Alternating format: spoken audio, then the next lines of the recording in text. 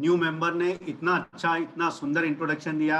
मैं तालियों से सब चाहूंगा कि उसका मनोबल बढ़ाइए। आज के presiding officer lion doctor Anupama Gupta और प्रिसाइडिंग ऑफिसर नंबर 2 मेरे बड़े मित्र doctor Sudhir Deshmukh, president of ASI chapter, senior lion members, आप सभी को बहुत बहुत प्रणाम, सुस्वागतम, वेलकम। सर्वप्रथम तो मैं हमारे डीजी राजेंद्र जी बग्गा का शुक्रगुजार हूँ, जिन्होंने मुझे इतना इम्पोर्टेंट पोर्टफोलियो ऑर्गन डोनेशन के काबिल समझा। इस पोर्टफोलियो पे मैं लगातार कई वर्षों से काम कर रहा हूँ, 2016 से।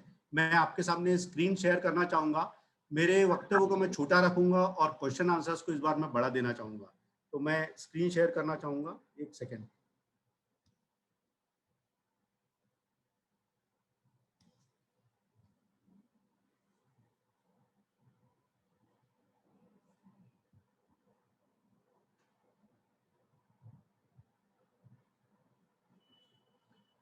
सबको स्क्रीन विजिबल है?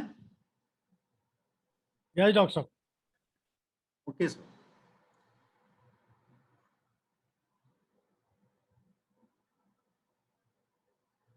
जैसा मैंने बताया कि मैं 2016-17 से डिस्ट्रिक्ट चेयरपर्सन ऑर्गन डोनेशन हूँ। मैंने सबसे पहला मेरा सेमिनार लिया था नेशनल फायर सर्विस कॉलेज में राजा मुजोजी भोसले के समय से। तब से मैं इस पोर्टफोलियो पे पिछले 6 साल से लगातार काम कर रहा हूँ। और मैंने ऑल इंडिया कॉन्फ्रेंस हुई थी हमारी मेरिट 2018 ऑल डॉक्टर्स कॉन्फ्रेंस, जिसके अंदर में मेरे ऑर्गन डोनेशन पे कार्य पे मुझे नवाजा भी गया था। और मैंने बहुत जगह इसके लिए हैं, कुछ क्लिप्स में दिखाना चाहूँगा। महेश्वर वानप्रस्थ वृद्धाश्रम में मैंने वृद्धाश्रम के अंदर में ऑर्गन डोनेशन पे लोगों को प्रेरित किया और 26 लोगों ने ऑर्गन और देह दान का वहाँ पे प्लेज किया था और कुछ लोगों ने दान किया भी है। रिसेंटली आप सभी जानते हैं कि 15 अगस्त के दिन में मैंने फैंसी ड्रेस में एक स्किट ऑर्गन डोनेशन पे बनाई थी, जिससे लैंड लोगों को ऑर्गन डोनेशन का महत्व समझे। उसी दिन एक साइकिल रैली के अंदर में मैंने ऑर्गन डोनेशन पे वक्तव्य दिया था और उसमें 18 लोगों ने ऑर्गन डोनेशन का और 2 लोगों ने बॉडी डोनेशन का प्लेज किया है, यंग लोगों ने। और मैं इसी तरीके से अभी तक 126 लोगों ने अपने ऑर्गन, बॉडी या फिर नेत्रदान किया है। उल्लेखनीय उसमें लायन पीडीजी रंगाचारी राघवन, जिन्होंने अपनी बॉडी जीएमसी में दी थी। उसी तरह कुछ लायंस मेंबर मरणोपरांत, उसी तरह उनके कुछ रिलेटिव्स, मेरे स्वर्गीय पिताजी डॉक्टर आर.के. गुप्ता, सभी लोगों ने अपना नेत्रदान किया। आज 100 से ज़्यादा लोग उस अपनी दृष्टि पा सके हैं इसके कारण। अब ऑर्गन डोनेशन क्या है? ऑर्गन डोनेशन एक नोबल एक्ट है, जिससे हम अनेक लोगों की लाइफ बता सकते हैं। ऑर्गन डोनेशन जब हम हमारा एक बायोलॉजिकल टिश्यू या ऑर्गन किसी ऐसे इंसान को देते हैं जिसका वो ऑर्गन काम नहीं कर रहा है, तो उसे ऑर्गन डोनेशन कहते हैं। 2 टाइप के ऑर्गन डोनेशन डोनर रहते हैं, एक मरणोपरांत दिया जाता है और एक लाइव दिया जाता है। और जो ऑर्गन हम ट्रांसप्लांट करते हैं, वो पेशेंट का वो ऑर्गन काम नहीं करता रहता है, तो उसमें वो ऑर्गन देने से वो जीवित रह सकता है। जो देता है उसे डोनर कहते हैं और जो पाता है उसे रेसिपिएंट कहते हैं। आज हिंदुस्तान में ऑर्गन डोनेशन की क्या आवश्यकता है? आज का करंट फिगर मैं आपको बताऊं तो 1 लाख से ज़्यादा लोग हर साल अपनी जान गंवा रहे हैं क्योंकि उनको ऑर्गन अवेलेबल नहीं है। हिंदुस्तान में करीब 2 लाख से ज़्यादा लोगों को 1 वर्ष के अंदर में ऑर्गन डोनेशन की जरूरत है और total actual organ transplantation figure के हिसाब से करीब करीब 7,500 प्रति वर्ष हो रहे हैं। तो आप समझ सकते हो कितना बड़ा गैप है। उसी तरीके रिवर्सिबल कॉर्निया ब्लाइंडनेस, जिसे आप कैटरेक्ट सर्जरी भी बोलते हैं या कॉर्निया ट्रांसप्लांट किया जा सकता है, ऐसे 4.6 मिलियन यानी करीब करीब 40 से 45 लाख लोग हिंदुस्तान में हैं जिन्हें कॉर्निया ट्रांसप्लांट की जरूरत है। ये गैप बहुत बड़ा है और एक्चुअल कॉर्निया ट्रांसप्लांट अपने यहाँ 2 लाख से ज़्यादा जरूरत है, लेकिन हो रहे हैं 25 से 50 हज़ार ही हो रहे हैं। और ये जो 2017 का मैं अभी उसके बाद में कंसेंसस नहीं निकला है, तो इंडिया में ऑर्गन डोनेशन का परसेंटेज है 0.26% पर बिलियन। जो बहुत ही कम है। डेवलप्ड कंट्रीज का मैं नाम लूंगा जिसमें स्पेन, ऑस्ट्रेलिया, यूएसए वगैरह, जो 15 से लेके 45% तक पर मिलियन ऑर्गन डोनेशन करते हैं। और फ्रांस के अंदर में तो ऑर्गन डोनेशन कंपलसरी किया गया है कि जो भी मरेगा उसे ऑर्गन डोनेशन कंपलसरी गवर्नमेंट के द्वारा है। ऑर्गन ट्रांसप्लांटेशन क्या है? एक आधुनिक शल्य चिकित्सा है जिसके द्वारा हमारा हेल्दी ऑर्गन निकाला जाता है और उस इंसान को दिया जाता है जिसका वो ऑर्गन एंड स्टेज डिसीज में है, यानी वो ऑर्गन बिल्कुल काम नहीं कर रहा है। इसे ऑर्गन ट्रांसप्लांटेशन कहते हैं। अब कौन कौन से ऑर्गन दिए जा सकते हैं? हार्ट, लिवर, 2 किडनियां, eyeballs, pancreas, intestine and lungs, ये सब हम ब्रेन डेथ पेशेंट के दे सकते हैं। क्या ब्रेन डेथ मैं आपको आगे बताने वाला हूँ। कॉर्निया, स्किन, हार्ट वॉल और बोन्स, ये सब हम कार्डियक डेथ के बाद दे सकते हैं। जीवित इंसान अपनी लिमिटेड ऑर्गन ही दे सकता है, जैसे 2 किडनी है तो 1 किडनी दे सकता है, या पार्ट ऑफ अपना लिवर किसी रिलेटिव को दे सकता है। अब इसमें लॉज में चेंज आ गया है, रिलेटिव को भी दे सकता है, वो अपने दोस्तों को भी दे सकता है, या अनरिलेटेड पर्सन को भी अब ये पार्ट दे सकता है। 13 अगस्त को ऑर्गन डोनेशन डे वर्ल्ड में माना जाता है। अब कार्डियक डेथ क्या है? जब हमारा हार्ट रुक जाता है और ईसीजी फ्लैट लाइन आ जाती है, तब हम सिर्फ हमारे कुछ टिश्यूज दे सकते हैं, जैसे कि कॉर्निया हो गया, बोन हो गई, स्किन हो गया और हार्ट बॉल्स हो गया। ये भी हम अपने 6 घंटे, मृत्यु के 6 घंटे के अंदर ही आप दान कर सकते हैं। बहुत बार हमारे पास फोन आता है, स्पेशली अभी मैंने आज स्मार्ट सिटी में मुझे बुलाया गया था, तो वहाँ के प्रेसिडेंट ने 5 दिन पहले पूछा कि उनके रिलेटिव की एक 5 साल के बच्चे की डेथ हो गई है और वो अपने ऑर्गन्स देना चाहता है। तो मैंने वही बोला कि डेथ कहाँ हुई? तो बोले डेथ घर पे हुई। तो मैंने डेथ घर पे हुई तो आप कोई ऑर्गन नहीं दे सकते हैं, आप कुछ टिश्यूज दे सकते हैं या बच्चे की बॉडी दान कर सकते हैं। तो ये अवेयरनेस लोगों में फैलाना बहुत जरूरी है कि कार्डियक डेथ में आप क्या दे सकते हैं और ब्रेन डेथ में क्या दे सकते हैं। हमारे जैसे आप 2 किडनी, लिवर मैंने बताया, हार्ट, पेनक्रियास, इंटेस्टाइन, ये सभी आप डोनेट कर सकते हैं कार्डियक डेथ के बाद। एक घड़ी मैंने चलती हुई आपके सामने रखी है। ये घड़ी को चलते रहने के लिए उसके हर कलपुर्जा नॉर्मल रहना बहुत जरूरी है। यदि इसमें से एक भी कलपुर्जा यदि खराब हो जाता है तो घड़ी ऑटोमेटिक बंद हो जाती है। उसी तरह हमारे शरीर को चलाने के लिए सारे ऑर्गन्स का हेल्दी होना बहुत जरूरी है। उसमें से कोई भी ऑर्गन यदि बरोबर काम नहीं करेगा तो या तो हम बीमार पड़ जाएंगे या हमारी मौत हो जाएगी।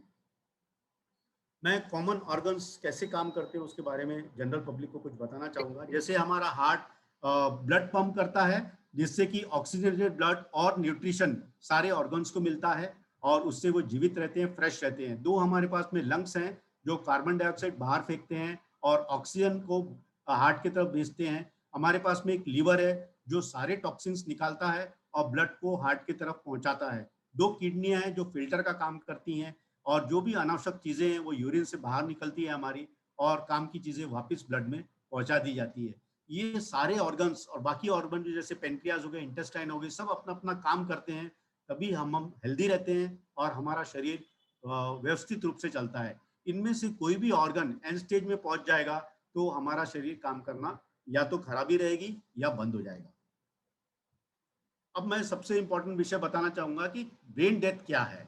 जब हमारे ब्रेन स्टेम एक ऐसी जगह है जो इररेपरेबली डैमेज हो जाती है तो उसे ब्रेन डेथ डिक्लेयर किया जाता है। ऐसा इंसान ना तो कॉन्शियस रह जाता है ना वो सांस ले सकता है, क्योंकि ये दोनों सेंटर हमारे ब्रेन स्टेम में रहते हैं। लेकिन हमारा हार्ट कंटिन्यू टू फंक्शन कर सकता है वेंटिलेटर के द्वारा और इवन लाइफ लॉन्ग सपोर्ट के द्वारा, जिसकी वजह से ये सर्कुलेशन ऑर्गन्स का मेंटेन रखने से कुछ ही घंटों के अंदर ये ऑर्गन्स हम निकाल सकते हैं जिसमें उनके रिलेटिव्स ने या पेशेंट ने जीवित स्थिति में अपने कंसेंट दी है। और इसी डेथ को आईसीयू में होना चाहिए और उसके सारे ऑर्गन्स का फंक्शन चालू रहना चाहिए। ये बहुत जरूरी है। बहुत बार मुझे फोन आता है कि डॉक्टर साहब इसके ऑर्गन देना है। जब ऑर्गन आप यदि आपकी बॉडी के ऑर्गन्स का सर्कुलेशन नहीं चालू है तो आप ऑर्गन डोनेशन नहीं कर सकते। आप सिर्फ कुछ टिश्यूज हैं जो मैंने बताया वो डोनेट कर सकते हैं। और ये ब्रेन डेथ डिक्लेरेशन की एक स्पेशल गवर्नमेंट द्वारा अपॉइंटेड कमिटी रहती है जो इससे डिक्लेयर करती है कि आप ब्रेन डेथ हैं। इसका मैं एक कुछ छोटा सा और दिखाना चाहूंगा कि अपने ब्रेन के अंदर 3 मेन पार्ट रहते हैं। एक कॉर्टेक्स रहता है, एक स्पाइनल कॉर्ड का टॉप पार्ट रहता है जिसे ब्रेन स्टेम बोलते हैं। यदि आपका कॉर्टेक्स डैमेज होता है तो आप कोमा में जाते हैं। एक इंसान जो कोमा में जाता है वो डीप स्टिमुलाई को, पेनफुल स्टिमुलाई को रिस्पॉन्स करता है वो सांस भी लेता रहता है और कभी कभी इंसान कोमा से बाहर आ सकता है। लेकिन यदि आपका ब्रेन स्टेम, जो स्पाइनल कॉर्ड का टॉप पार्ट जो मैंने दिखाया है, ये पार्ट यदि इररेपेरेबली डैमेज हो जाता है तो आप लीगली, क्लिनिकली ब्रेन डेथ हैं, आप डेथ हो चुकी है आपकी। ऐसे पेशेंट्स का वेंटिलेटर के सपोर्ट के द्वारा सारे ऑर्गन्स का सर्कुलेशन मेंटेन रहता है और ये आदमी, जैसे मैंने बताया, डेड है लेकिन इसके ऑर्गन्स निकाले जा सकते हैं। कितने मिनट में कौन सा ऑर्गन दिया जा सकता है, ये मैं क्वेश्चन आंसर में आप पूछेंगे तो मैं ज्यादा अच्छे से बताऊंगा। Is there any chance of survival of brain dead individual? नहीं, ये एक्सपर्ट की टीम डिक्लेयर करती है, इसमें कोई चांस नहीं रहता है कि आप वापस जीवित हो सकते हैं। ये डेथ हमेशा आईसीयू में होना चाहिए। क्या ऑर्गन डोनेशन जायज़ है? हाँ, इंडिया में होटा एक्ट यानी ह्यूमन ऑर्गन ट्रांसप्लांटेशन एक्ट 1994 के तहत तीनों इंपॉर्टेंट चीज़ों को कवर किया गया है कि ब्रेन डेथ क्या है, कैसे ऑर्गन को निकाला जाता है, कैसे स्टोर किया जाता है और कैसे ट्रांसप्लांट किया जाता है। और सबसे इंपॉर्टेंट मुद्दा, अब ऑर्गन्स को ना तो खरीदा जा सकता है ना बेचा जा सकता है। ये क्वेश्चंस मुझे रिपीटेडली पूछा जाता है कि डॉक्टर साहब हमको खर्चा तो नहीं आएगा। तो गवर्नमेंट ने इसको लीगलाइज कर दिया है, कोई भी ऑर्गन बेच नहीं सकता है, कोई भी ऑर्गन खरीद नहीं सकता है। क्या ऑर्गन डोनेशन के बाद में उसकी बॉडी रिलेटिव्स को दी जा सकती है? हाँ, ऑर्गन डोनेशन एक आधुनिक शल्य चिकित्सा प्रॉपर ऑपरेशन थिएटर में किया जाता है और उसके बाद में बॉडी को रिलेटिव्स को हैंडओवर दी जाती है दाह सत्कार के लिए। क्या ऑर्गन सिर्फ रईस लोगों को दिया जाता है? नहीं, बिल्कुल नहीं।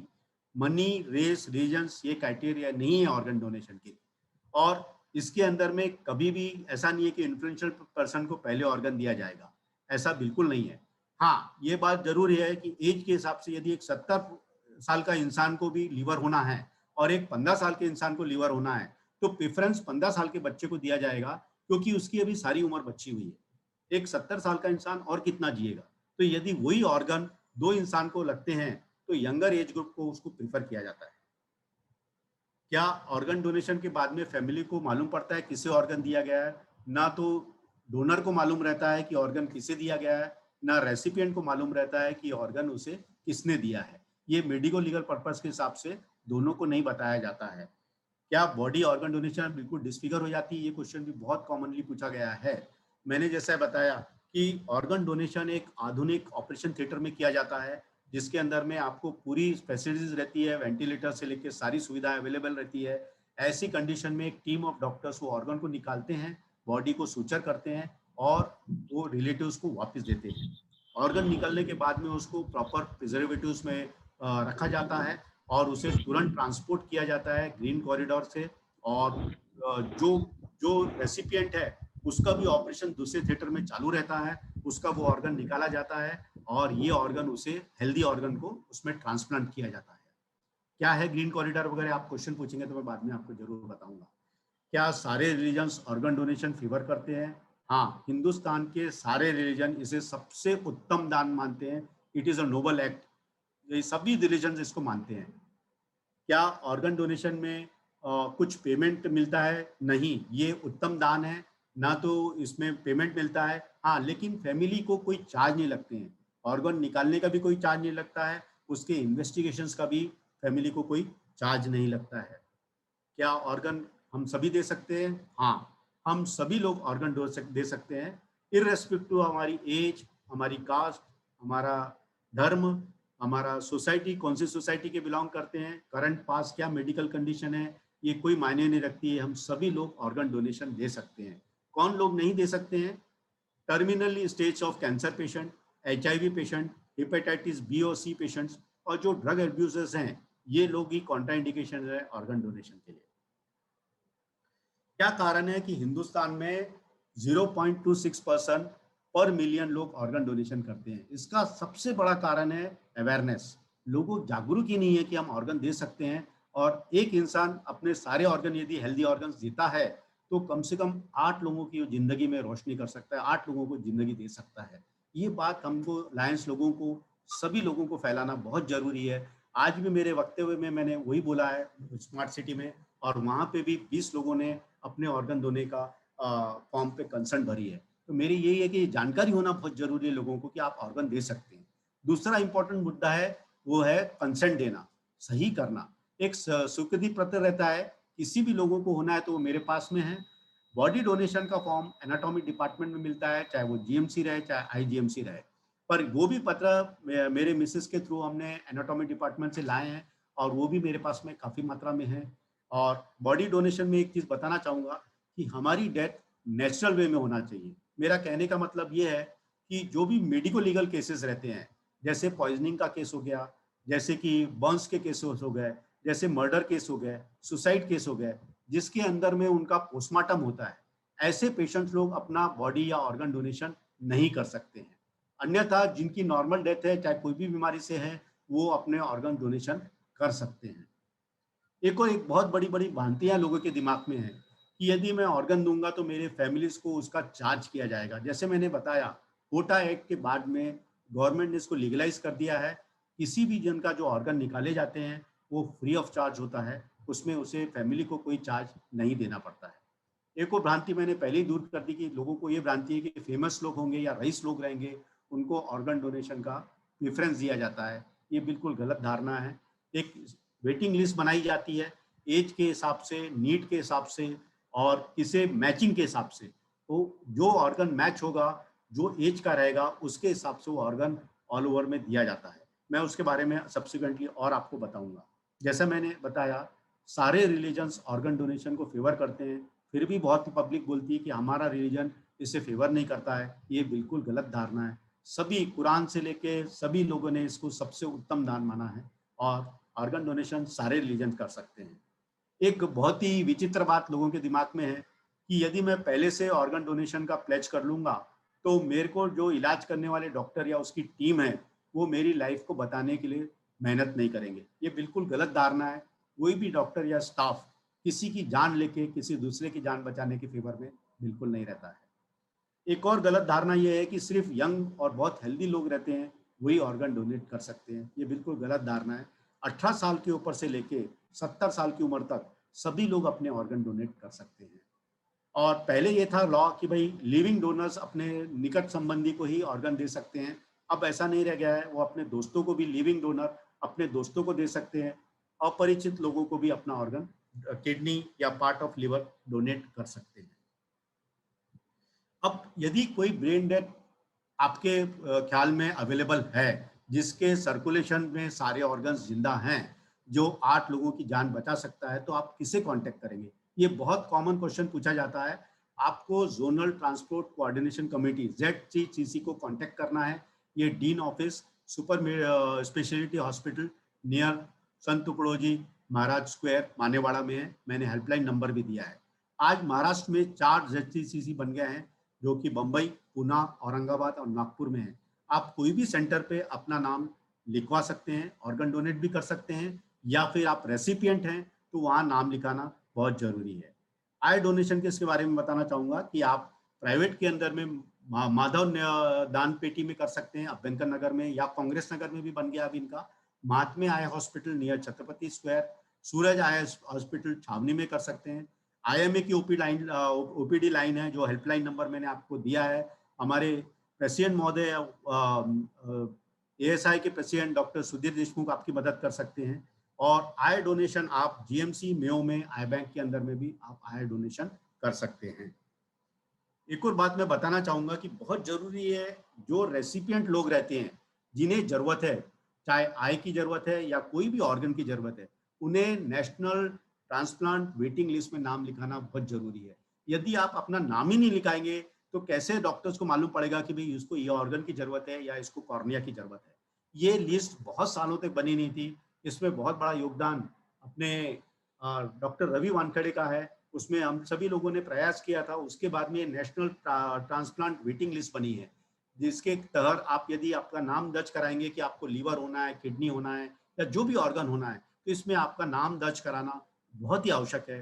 तभी मालूम पड़ेगा कि आपकी क्या रिक्वायरमेंट है। यहाँ आपको सारी की सारी आपकी डिटेल्स, क्या ऑर्गन कैसा फेल है या कैसा काम नहीं कर रहा है, इसकी सारी डिटेल्स वहाँ जानकारी देना जरूरी है, क्योंकि मैचिंग करके एज के हिसाब से वही ऑर्गन दिया जाएगा। आप सभी जानते हैं कि वर्ल्ड में पहला जीरो ट्रांसप्लांट हमारे लॉर्ड शिवा ने किया था, लॉर्ड गणेशा का। उन्होंने एक हाथी का सर हेड ट्रांसप्लांट किया था। आज आप सभी लोग, जो हम कोई भी पूजा की शुरुआत करते हैं तो गणेश वंदना से करते हैं। यदि आप सोचिए गणेश नहीं रहते तो हम वंदना किसकी करते, अपना विघ्नहर्ता किसको मानते। तो उस समय से ही ऑर्गन ट्रांसप्लांटेशन का महत्व है और उसके अंदर में आप सभी जानते हैं कि सभी को करना चाहिए। ये कॉमन क्वेश्चन पूछा जाता है कि कौन सी एज में करना चाहिए। हर एज में कर सकते हैं आप ऑर्गन डोनेशन, उसमें कोई ये नहीं है। कौन से दिन कर सकते हैं, हर दिन शुभ दिन है। आपकी जिस दिन की इच्छा है उस दिन आप अपने ऑर्गन या बॉडी डोनेशन कर सकते हैं। ऑर्गन डोनेशन का एक कार्ड मिलता है, जब आप प्लेज करते हैं उसके बाद में आपको ऑर्गन डोनेशन का एक कार्ड मिलता है। और ऐसा तो गीता में भी कहा गया है, heaven also knows organs are not needed in heaven, they are needed here on earth. तो आप सभी जानते हैं कि दुनिया में ऑर्गन डोनेशन की बहुत आवश्यकता है। एक इंसान अपने ऑर्गन से 8 जन की, कम से कम 8 जन की जान बचा सकता है।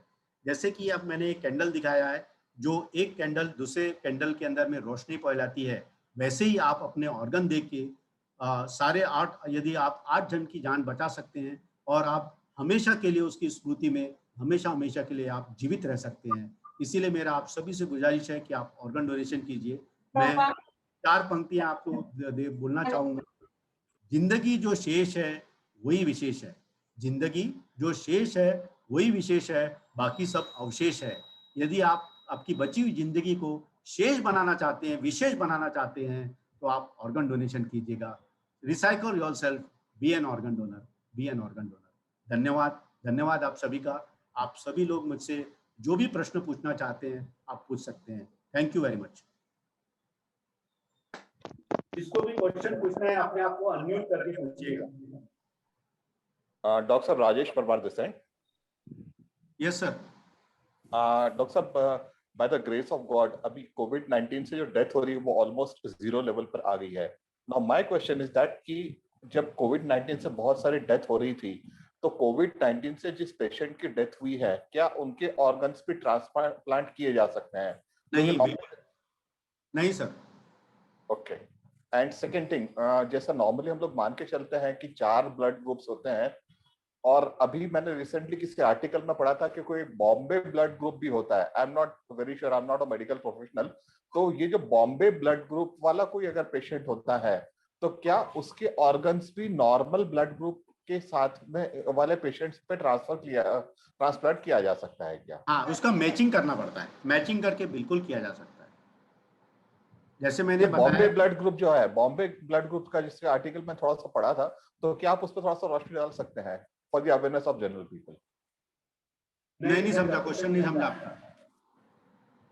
जो नॉर्मल 4 ब्लड ग्रुप्स होते हैं उसको छोड़ के अभी जो बॉम्बे ब्लड ग्रुप के बारे में कुछ डिटेल्स मुझे मिली थी, पढ़ी थी मैंने, तो मैं ये जानना चाहता हूं कि ये बॉम्बे ब्लड ग्रुप एग्जैक्टली होता क्या है, और क्या इसके यानी किसी पेशेंट का ये बॉम्बे ब्लड ग्रुप होता है तो क्या इसके ऑर्गन्स दूसरे किसी पेशेंट के साथ में ट्रांसप्लांट किए जा सकते हैं क्या? हाँ, इसका पहला आंसर तो मैं मेरी अध्यक्ष महोदय को बोलूंगा, जो कि ब्लड बैंक में भी काम करती हैं और पैथोलॉजी डिपार्टमेंट में भी 25 साल से जुड़ी हुई हैं। Over to doctor Anupama Gupta. Rajesh भैया, बेसिकली ये एक स्पेशल टाइप का ब्लड ग्रुप होता है जिसमें H एंटीजन जो रहता है ना, वो एक्सप्रेस नहीं होता। इस वजह से क्या होता है कि एंटीबॉडीज ए और बी के अगेंस्ट ऑलरेडी बन जाते हैं।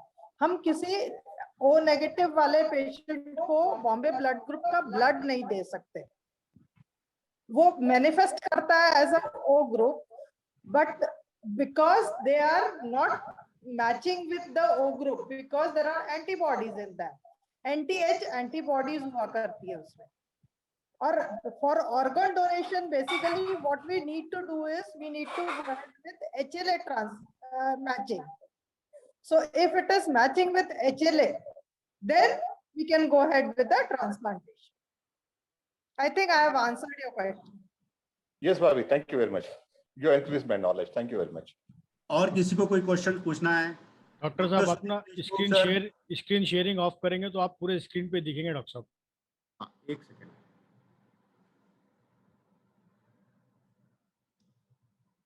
हाँ, yes, okay. Thank you Rajan. Doctor Sudhir Deshmukh sir. Yes कैसा रहा मेरा? ये बहुत सुंदर भाषण रहा and it is very informative and very accurate and to the point and what are the difficulties in society और सोसाइटी में इन जनरल हर एक के दिल में क्या डाउट्स है डोनर्स के बारे में, रेसिपिएंट के बारे में एंड ऑर्गन डोनेशन कितना इम्पोर्टेंट है सोसाइटी में, ये सभी चीजें आपने बहुत डिटेल में बताया है। बहुत ही सुंदर भाषण रहा है। मुझे एक पूछना है कि आपने एक मेन पॉइंट बताया था कि recipient and donor both are unknown, right? लेकिन अभी बीच बीच में अपन ने देखा है कि नागपुर से, भाई ऑरेंज सिटी से या कहीं वोकार्ड हॉस्पिटल से, हाँ न्यू एरा से, ये सभी से कैडेवरिक ट्रांसप्लांट के ऑर्गन्स ग्रीन कैरेडोर बना के फ्लाइट से बॉम्बे गए, हैदराबाद गए, दिल्ली गए, तो इसमें काफी बड़ी पेपर में एडवर्टाइजमेंट हुई। Yes sir. तो उसमें लोगों का अवेयरनेस बढ़ा है, लेकिन इसमें रेसिपिएंट और डोनर तो पता चल गया नहीं सर, आप देखना उसमें लिखा रहता है कि नाम बदले गए हैं। अच्छा, रेसिपिएंट और इसका नाम बदला गया है। और जैसे आपने बोला ग्रीन कॉरिडोर का, ये भी क्वेश्चन आज ही मुझे पूछा गया कि व्हाट इज ग्रीन कॉरिडोर। तो मैं ये भी बताना चाहूंगा कि ये एनएमसी और पुलिस की पूरी मदद के कारण होता है, और जो चीफ मिनिस्टर को या प्राइम मिनिस्टर को भी जो सिक्योरिटी नहीं रहती है वो ये दिया जाता है ये ग्रीन कॉरिडोर में। ग्रीन कॉरिडोर का मतलब है कि ये ऑपरेशन थिएटर से लेके जो जहाँ जाना है, जैसे अभी डॉक्टर सुधीर देशमुख ने बताया कि यहाँ से कुछ ऑर्गन्स ऑरेंज सिटी से या वोकार्ड से बॉम्बे गए, तो ये दौरान यहाँ पे वो ऑर्गन, जैसे फॉर एग्जांपल हार्ट निकाला जा रहा है, तो यहाँ पे एक टीम हार्ट का ऑपरेशन कर रही है और एक टीम बॉम्बे में, सपोज लीलावती हॉस्पिटल में वो ऑर्गन ट्रांसप्लांट करना है, तो वहाँ पे दूसरी टीम हार्ट का वहाँ निकालना चालू कर देती है। जैसे कि heart transplant with in 2 to 4 hours होना है। तो ये ग्रीन कॉरिडोर का मतलब रहता है कि यहाँ से लेके एयरपोर्ट तक, यानी फॉर एग्जांपल न्यू एरा में हार्ट निकाला गया है तो यहाँ से लेके एयरपोर्ट तक कोई भी बीच में नहीं रहेगा। फास्ट 12 से 14 मिनट के अंदर में आप एयरपोर्ट पहुंच जाओगे। चार्टर प्लेन से 35 मिनट में वो पेशेंट का ऑर्गन बॉम्बे पहुंच जाएगा, और वहां से करीब 22 से 27 मिनट के अंदर में ग्रीन कॉरिडोर। आप समझ सकते हो, बॉम्बे जैसी जगह में एक भी व्हीकल बीच में नहीं रखना, तो कई घंटे पहले से उनको ग्रीन कॉरिडोर की बंदोबस्त करना पड़ता है। तो वहां से वो 22 से 27 मिनट में लीलावती हॉस्पिटल में पहुंच जाता है। मैं ये एग्जैक्ट उदाहरण इसलिए दे रहा हूँ कि ये मैंने पेपर में कितना टाइम लगा ये बता रहा हूँ आपको। और 1 घंटा 37 मिनट के अंदर में वो ऑर्गन लीलावती हॉस्पिटल में पहुंच गया था, और वो 2.5-3 घंटे के अंदर में, क्योंकि हार्ट का मैंने जैसे बताया उसका पीरियड 2 से 4 घंटा रहता है, यदि उसके बाद में आप ट्रांसप्लांट करते हैं तो वो हार्ट कोई काम का नहीं रह जाएगा। राइट। सो ये ग्रीन कॉरिडोर के थ्रू जाता है, जैसे कि अभी डॉक्टर सुधीर देशमुख बता रहे थे। आप जनरल पब्लिक के लिए ये भी बता सकते हैं कि आज नागपुर में कौन से ट्रांसप्लांट होते हैं और आने वाले 5 साल में कौन से एक्सपेक्टेड है? आप भी इसमें शामिल थे सर। कुछ दिन पहले ही डिसाइड हुआ है कि अपने किंग्सवे के अंदर में कार्डियक ट्रांसप्लांट शुरू करेंगे वो। और बाकी तो जैसे लीवर ट्रांसप्लांट अपने यहाँ न्यू एरा में हो रहा है, और मेरे ख्याल से सिर्फ लीवर ट्रांसप्लांट सिर्फ न्यू एरा में हो रहा है, शायद ऑरेंज सिटी में भी नहीं हो रहा है शायद, if I am not wrong. या लीवर ट्रांसप्लांट प्रोग्राम अभी किंग्सवे चालू कर रहे हैं। हाँ, कर रहा है, लेकिन आने वाले 3-4 महीने में बिल्कुल कर रहा है वो। और किडनी ट्रांसप्लांट में बता दूं कि किडनी ट्रांसप्लांटेशन तो बहुत जगह हो रहे हैं, right from super speciality hospital से लेके वोकार्ड से लेके ऑरेंज सिटी, न्यू एरा, और अपने साबू सर के दर, फिर काफी जगह हो रहा है। विवेका हॉस्पिटल में हो रहा है। तो और किडनी ट्रांसप्लांटेशन बहुत जगह हो रहा है। नागपुर में विवेका हॉस्पिटल में भी हार्ट ट्रांसप्लांट का प्रोग्राम उन्होंने चालू किया है, और शायद 3-4 महीने में चालू हो जाएगा। हाँ, आज सर उसका आज भी था उसका आज उसका उन्होंने वीडियो दिखाया वहाँ पे मॉर्निंग में कि हम कुछ महीने में चालू कर रहे हैं। राइट। पर अभी फिलहाल लीवर ट्रांसप्लांट सिर्फ न्यू एरा में हो रहा है, और कार्डियक ट्रांसप्लांट 2 जगह होने के चांसेस है, पर अभी शुरुआत नहीं हुई। करेक्ट। और मैं ये भी बताना चाहूंगा कि कितने मिनट्स में, आपने पूछा था कि कौन सा ऑर्गन कितने देर में दिया जा सकता है। जैसे कॉर्निया ट्रांसप्लांट रहता है वो 5 दिन तक में वो सुरक्षित रहता है, 5 दिन तक में आप कर सकते हैं कॉर्निया ट्रांसप्लांट। फिर रह गया उसके बाद में किडनी को आप 24 घंटे तक प्रिजर्व कर सकते हैं। लीवर का गोल्डन पीरियड माना जाता है 12 से 15 घंटे। लंग्स और हार्ट एक 2 ऑर्गन ऐसे हैं जिससे आपको विद इन 2 to 4 आवर्स ही करना पड़ता है। Yeah. हाँ डॉक्टर साहब, मेरा एक और क्वेश्चन था। जैसे हम लोग अभी ऑर्गन डोनेशन पे बात कर रहे थे, it's a very good information what you had shared कि आपने लिस्ट भी बताई थी कौन कौन सा ऑर्गन ट्रांसप्लांट किए जा सकते हैं। मेरा क्वेश्चन ये है कि क्या लिम्स भी ट्रांसप्लांट किए जा सकते हैं? जैसे अगर किसी पेशेंट का हाथ कट जाता है या पैर कट जाता है, और कैसे कोई ऐसा हमें ब्रेन डेथ पेशेंट मिलता है जिसका ये लिम्स सही सलामत है, तो क्या उसका हाथ या पैर दूसरे पेशेंट में ट्रांसप्लांट किया जा सकता है? नहीं, अभी तक इसके ऊपर बहुत रिसर्च चल रही है, लेकिन ये रिजेक्ट किया जाता है। अभी यदि किसी का लिम्ब कट गया है और वो लिम्ब आपने उसको तुरंत लेके आ गए, बर्फ में रख के तुरंत लेके आ गए, तो इसका नागपुर में भी डॉक्टर आईएस ने किया है। अपर लिम्ब का उन्होंने ये किया है, ट्रांसप्लांटेशन नहीं बोलेंगे, उसकी सर्जरी की है प्लास्टिक सर्जरी द्वारा। तो यदि आपका पाँव कट गया है, पूरा निकल गया है, तो तुरंत यदि पहुंचा दिया जाए, तो कुछ प्लास्टिक सर्जन इवन नागपुर में कर रहे हैं। बॉम्बे में डॉक्टर अशोक गुप्ता हैं, बहुत फेमस हैं। डॉक्टर मेरे कौन से गुरु थे, रविंद्र थत्ते, फिर उनके भाई उमेश थत्ते, ये हैंड ट्रांसप्लांट के एक्सपर्ट्स हैं, जो कि हैंड ट्रांसप्लांट रेगुलरली करते हैं। लेकिन वो हाथ खुद का रहना चाहिए, दूसरे का हाथ अभी रिजेक्ट हो जाता है। पहले इवन ऑर्गन ट्रांसप्लांटेशन काफ़ी ज़्यादा रिजेक्ट होते थे, बहुत कम सक्सेस रेट था। लेकिन अब आधुनिक शल्य चिकित्सा बहुत अच्छी हो गई है, रेट ऑफ इन्फेक्शन बहुत कम हो गया है, इम्यूनोसप्रेसिव ड्रग्स बहुत सुंदर आ गए हैं, जिसके कारण उनको लाइफ लॉन्ग इम्यूनोसप्रेसिव ड्रग्स पे रखना पड़ता है, और उस वजह से वो ऑर्गन टेकअप बहुत अच्छा हो गया है। आपको जीता ज़्यादा उदाहरण में हमारे क्लब के उर्मिला भाभी के बच्चे का दे सकता हूँ, जो अभी तक बहुत अच्छे से जिंदा है किडनी ट्रांसप्लांट के बाद। डॉक्टर साहब, आपने जैसा कहा है कि किसी का हाथ या पैर कट जाता है और उसको बर्फ में रख के किसी प्लास्टिक सर्जन के पास में जाए, तो इट कैन बी रीप्लांटेड, राइट? तो इसमें मेरा पूछना ऐसा था कि अगर किसी का कोई लिम्ब रैप्चर हो जाता है, यानी जैसे कुछ हेवी मेटल्स के नीचे या कुछ रैप्चर हो जाता है, जो दोबारा रिप्रोड्यूस तो नहीं किया जा सकता है, या दोबारा उसको ये बोलना चाहिए कि दोबारा उसको रीप्लांट तो नहीं किया जा सकता है, तो उस केस में क्या इस पर कुछ ऐसी टेक्निक डेवलप हुई है कि ब्रेन डेथ पेशेंट का उस पर्टिकुलर लिम्ब को जिस पेशेंट का, I think my question is clear to you. हाँ, नहीं सर, अभी तक नहीं हुआ है, इस विषय पे नहीं हुआ है आपका। लेकिन एक और चीज बताऊंगा राजेश भाई, अभी जैसे बहुत सुंदर आजकल अपर लिम और लोअर लिम आ गए हैं आर्टिफिशियली, जो कि डिजिटल इससे काम करते हैं। तो जैसे आप ग्लास पकड़ने का काम कर सकते हैं, मोटा मोटा काम कर सकते थे, अपर लिम आपका पूरा कट गया है। एक इलेक्ट्रिकल बर्न्स की मैंने 11 साल की बच्ची का एम्पुटेशन किया था, हाई वोल्टेज इलेक्ट्रिक करंट की वजह से।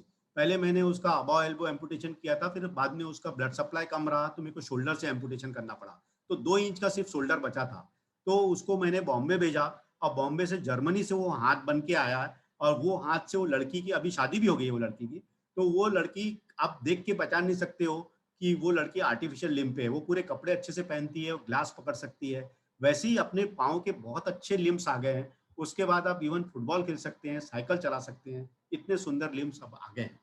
तो ये आपको जरूरत नहीं है लगेज, तो आप खुद का यदि पाँव और हाथ रहा तो उसमें सेंसेशन में कभी कभी प्रॉब्लम रहता है, और वो कभी एक आध उंगली उसकी बराबर काम नहीं करती है। तो इसकी वजह से यदि आप जयपुर के नहीं, बाकी भी बहुत सुंदर फुट बनने लग गए हैं, बिलोली एम्पुटेशन जो रहते हैं बहुत सुंदर आ गए हैं, उससे आप पूरे काम नॉर्मल तरीके से कर सकते हैं। Thank you doctor. Can you throw some light over bone marrow transplant or stem cell transplant for the general public? Yeah.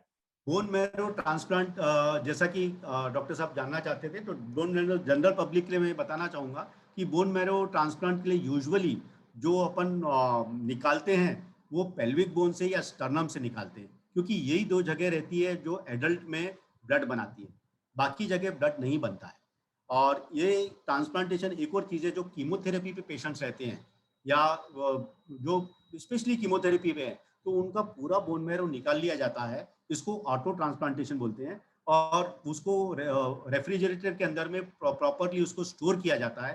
पूरा कीमोथेरेपी और रेडियोथेरेपी होने के बाद में वो फिर से वो पेशेंट में वापस दिया जाता है। तो इस टाइप का भी बोन मैरो ट्रांसप्लांट होने लग गया है, इसको ऑटो ट्रांसप्लांटेशन बोलते हैं। जो कीमोथेरेपी रेडियोथेरेपी के पेशेंट्स लेते हैं उनको ये दिया जा सकता है। ये कोई इंसान अपना बोन मैरो देना चाहे तो वो थैलेसीमिया के पेशेंट्स और सिकल सेल के जो पेशेंट्स रहते हैं, जिनमें सिर्फ ब्लड सप्लाई सिर्फ ब्लड डोनेशन से वो जीवित रहते हैं, ऐसे पेशेंट्स के अंदर में बोन मैरो यदि ट्रांसप्लांट मिल जाता है उनको, तो ये पेशेंट्स नॉर्मल जिंदगी जी सकते हैं। मैं डॉक्टर सुधीर देशमुख से पूछना चाहूंगा कि अभी तक जो भी थैलेसेमिया मेजर के पेशेंट उन्होंने देखे हैं या सिकल सेल के सीवियर देखे हैं, उनकी लाइफ मैंने अभी तक 34 या 36 साल के ऊपर नहीं देखी है। आपका क्या इसमें? नहीं, करेक्ट। वो they have limited life span, और because of the blood disorder, repeated infections के प्रॉब्लम्स जो रहते हैं, और इसी में कभी-कभी कॉम्प्लिकेट होके उनकी मॉर्टेलिटी मिलती है अपने को। बट बराबर है आपका, एक 4th या 5th डिकेड के सामने जनरली लाइफ नहीं जाता है। या तो इस बोन मैरो का ये इम्पोर्टेंस है। अभी हाँ। नागपुर में मेरे ख्याल से ये डॉक्टर पोपली कर रहे हैं ना? डॉक्टर पोखरी कर रहे हैं। एक्चुअली सभी जो कैंसर सेंटर्स खुले हैं, सभी सेंटर्स में हो रहा है। करने लगे अब हाँ, बोन मैरो HCG में भी रिसेंटली 5-6 हुए हैं बोन अच्छा। Marrow transplant. Yes, and they are successful. हाँ, yeah basically all leukemias and blood disorder, leukemia। Malignancies में सभी इसमें ये स्टेम सेल्स ट्रांसफर और बोन मैरो ट्रांसफर लेके ट्रीटमेंट किया जा रही है, और उसे सक्सेसफुल रेट मिल रहे हैं। एनीबडी एल्स, कोई क्वेश्चन और किसी के दिमाग में है, कुछ पूछना है?